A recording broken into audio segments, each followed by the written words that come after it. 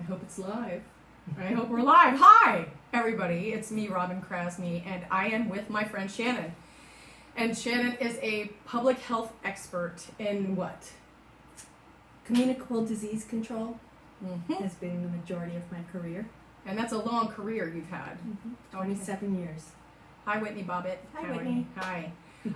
Yes, and that's a long time to be in this field of study, and you've worked with people all over the world. You've worked in countries all over the world to prevent the spread of disease, right? Correct. Prevent and control it.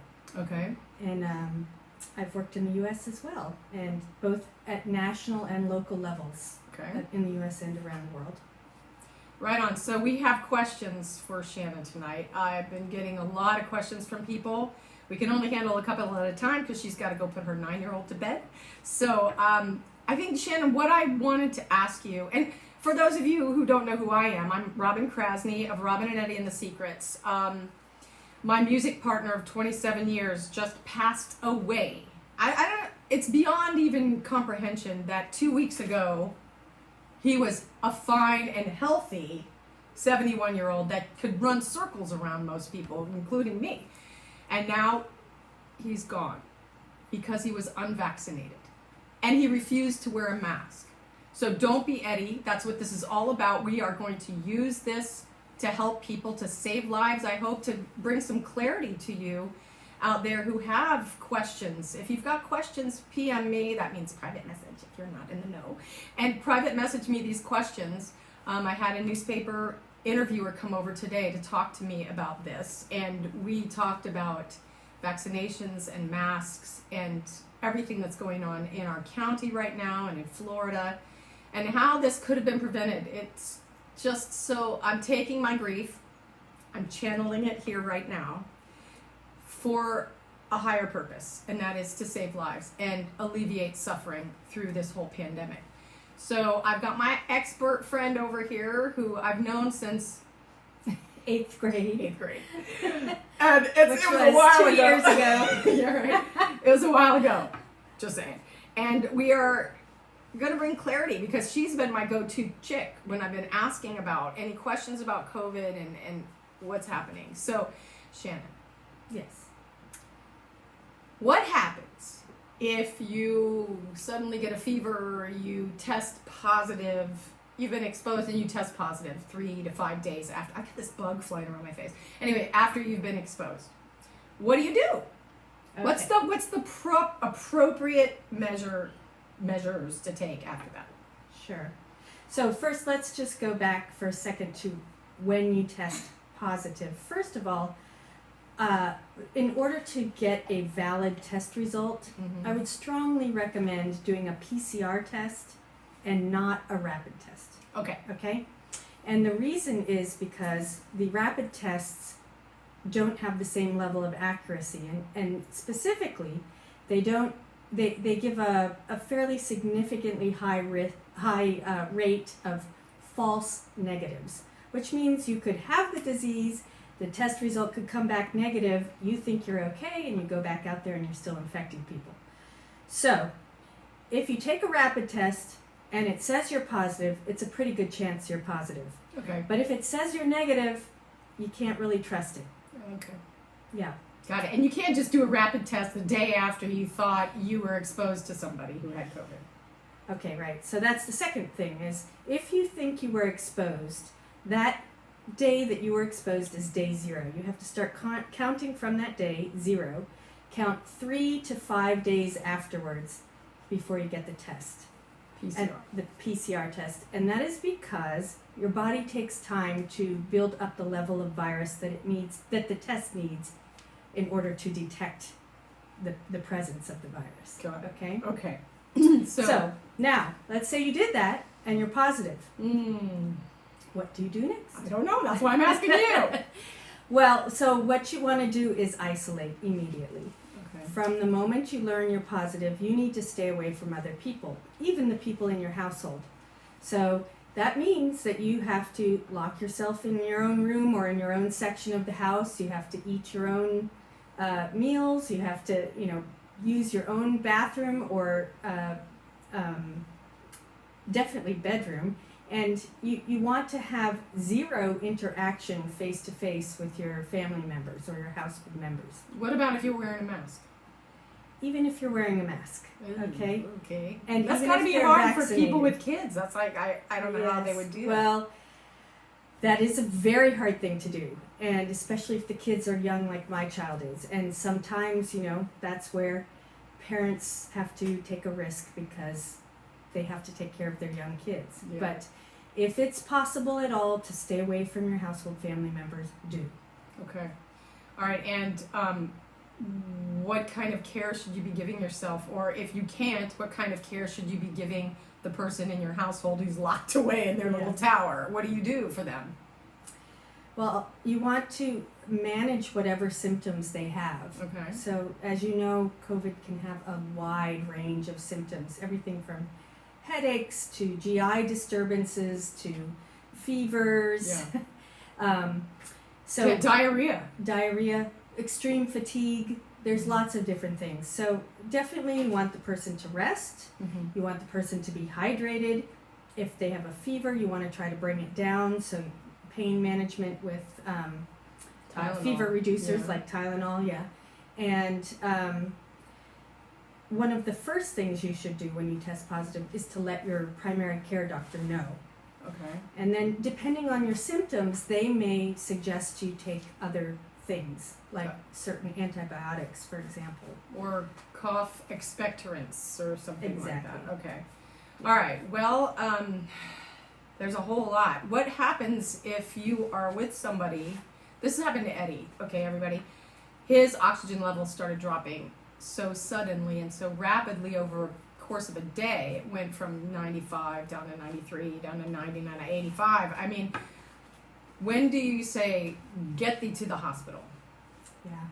Well, two of the best things you can have with you when you're diagnosed as positive, apart from your doctor on standby, is your pulse oximeter, which measures the level of oxygen saturation in your blood, and a thermometer. So the thermometer obviously is to take your temperature. If it's running up above 101, you should be letting your doctor know regularly how long, how many days, does it go up and down, etc. Okay. The other thing is your oxygen level, and basically a normal person runs at 97 or above usually in oxygen saturation. But when you're sick like that, if it's affecting your lungs, which is one of the main things that it usually does, that COVID infection usually does, you're going to start dropping in oxygen saturation. And if it drops to 93, you want to get yourself to the emergency room. And have somebody else drive you, hopefully. Yes. Because if you're low on oxygen like that, you shouldn't be behind the wheel of a car. Right. When Eddy was dropping down, he couldn't even form sentences properly. I mean, he literally was not in his right mind at this lower oxygen level. Yeah, and I think it's important to know the seriousness of that measurement. Basically, when people get below 93, that's when they start to die. Yeah. That's when they're very critical. This is not like a test in school when you're 90 above, it's an A. It's not like that kind of a test. Yeah. If 93 is no bueno, okay? So that's when you need to start getting to the emergency. I have a lot of people ask me because I'm a health practitioner, and I am no doctor or anything like that. I personally would do a lot of vitamin C. You hear what everybody else says about zinc, about vitamin C, about vitamin D, all these different things. Eddy was doing all that.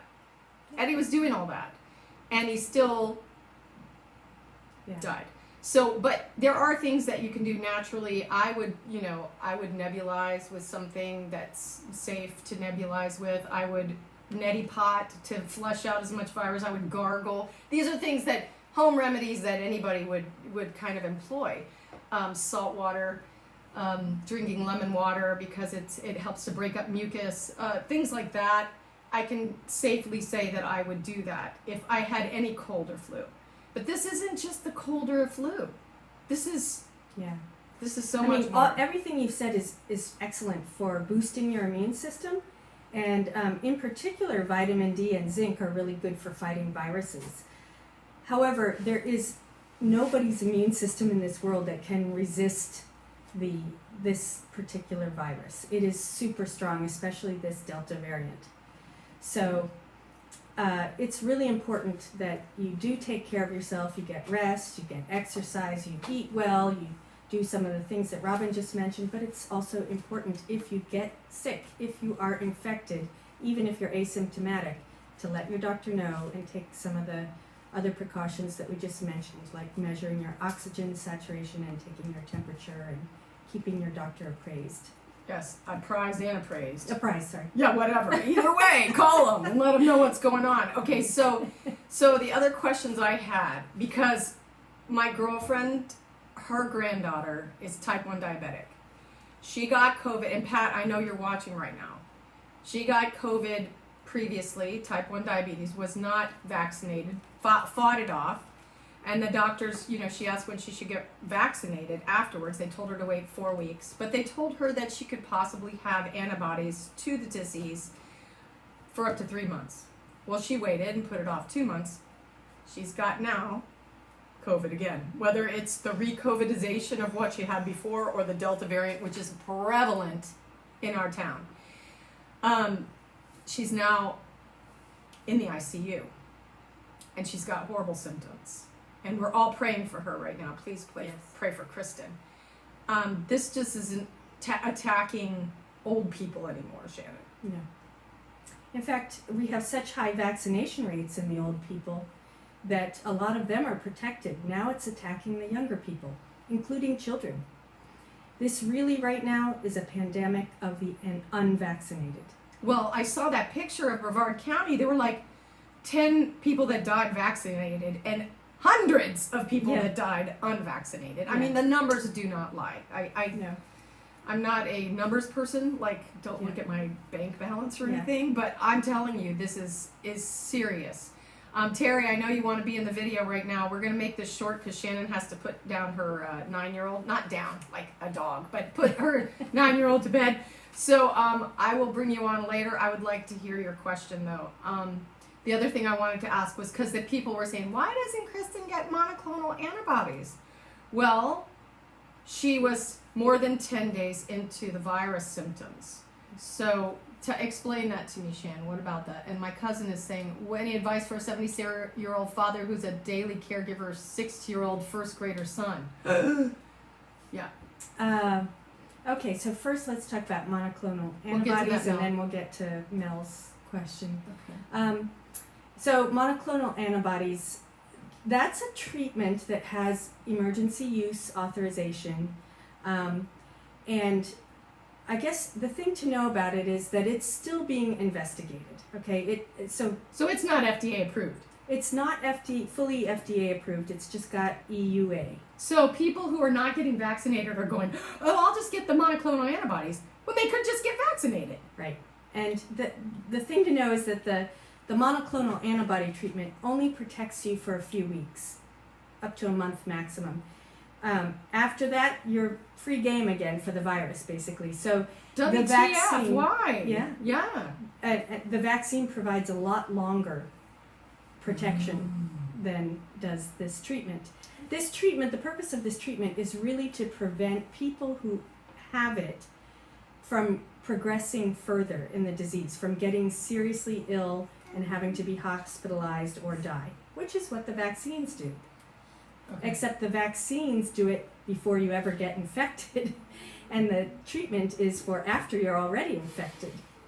So it's, in my opinion, it is much better to get the vaccine because you're going to get more effective treatment longer. The monoclonal antibody treatment cuts hospitalization and death by about 70%, but the vaccines protect you up to 95%. So. Yeah, there's math again, people. One is different than the other. Yep. Yeah, and I believe that if Eddy had, number one, gotten the vaccine, he wouldn't be dead. Number two, gotten the monoclonal antibodies in time, he could possibly still be with us, playing his music, writing his songs, and being with his wife and his daughter and me. These are things that when it's too late, it's too late. You know, you can't, I don't have a time machine. My friend said, wouldn't it be nice if we had a time machine? We could just spin the world around like Superman and go backwards. We can't do that. So the monoclonal antibodies are not a an answer to somebody who's already had symptoms for over 10 days, or if they're in the hospital, or if they're Right. on oxygen, right? Right. It is only for people in the early stages of the disease to progress them from going further, or to prevent progression in the disease. So you must get that, if you're going to take that treatment, which again is investigational still. Yeah, so it's not FDA approved, and It's not FDA approved. Is it emergency use authorization? Yes. Oh, It is it does have EUA, but it hasn't been nearly as well researched as have the vaccines. We have a lot more proof that the vaccines work than we do that this treatment works. I would say the numbers prove that. Yeah, absolutely. But so if you test positive and you start to show symptoms, it's good to talk to your doctor to see if you would be a good candidate, a high-risk candidate for monoclonal antibody treatment. And if so, you have to do it within the first 10 days after being exposed.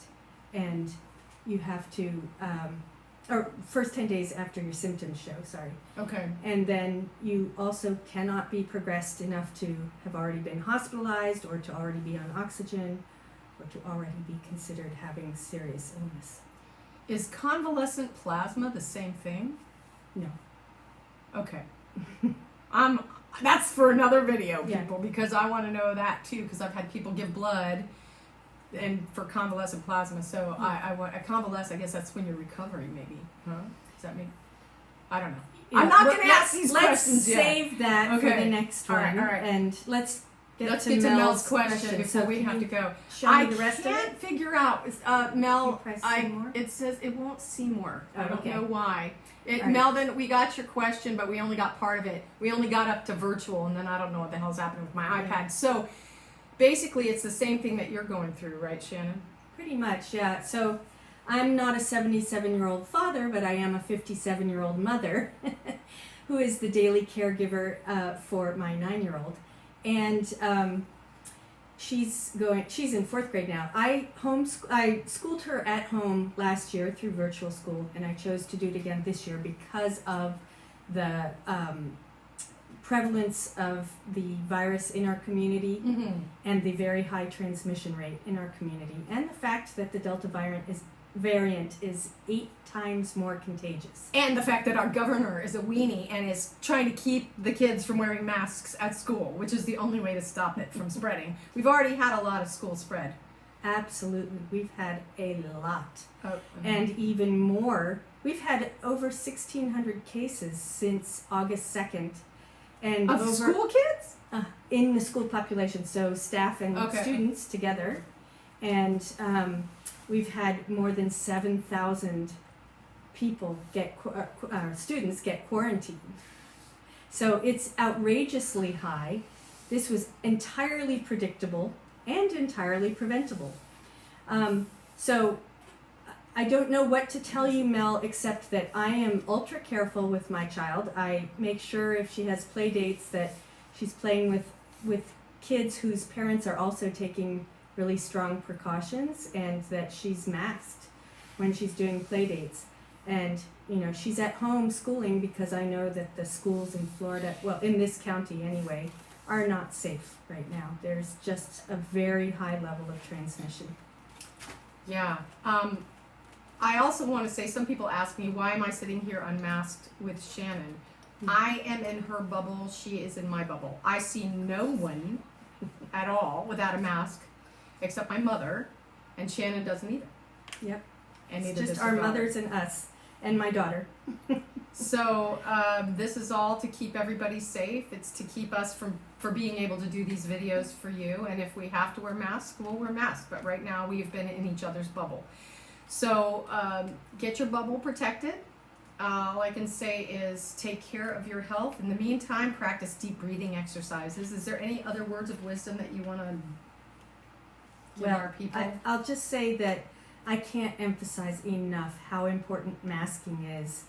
Universal masking. You and the other person need to be masked. So anytime you go into a public space, or if you're in an enclosed space with somebody who you don't live with, you should be masked, and Yeah. they should be too. And what's the deal with inside spaces versus outside spaces? Why is that so important if you're in a space that's enclosed? Because good ventilation helps to reduce the risk of transmission of the virus.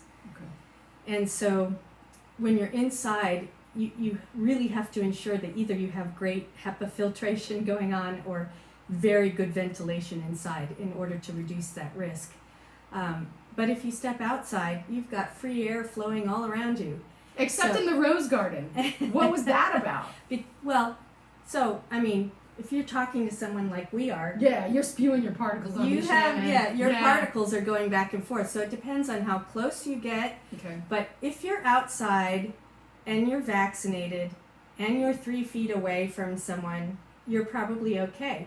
But you still want to keep your mask on. If there's lots of crowds, you definitely want to keep your mask on and try to get out of there. Got it. But, if there are crowds, everybody in that crowd should be masked. But unfortunately, that's not the case. And that's why we're seeing transmission in these crowds, even when they're outdoor events. Yeah, they do So- that in Japan. They automatically wear masks for seasonal allergies and for the common cold and things Yeah. like that. That's why you're seeing less numbers, except we brought the Olympics over there, or they did. And now they're having a huge COVID surge because of all the people from all over the world that came in, unmasked to their area. So, everybody, I just wanted to say thank you. Thank you, Shannon. Please PM me your questions, and we're going to continue this series. I've started to upload them on the Robin and Eddy YouTube site. That's ROBIN ANDEDDY. And I'm doing this in honor of Eddy, so that his life, his martyring his body for not getting a vaccine and not wearing a mask will not be in vain. So if you love our music, go listen to it, go buy it, and we appreciate everybody taking extraordinary care, because you're valuable and so are the people who love you, right? Thank you so much for being here, and share this, and please don't be Eddy. Wear your mask. Get vaccinated. Amen, sister. Okay, we'll talk to you soon. Next video coming up soon.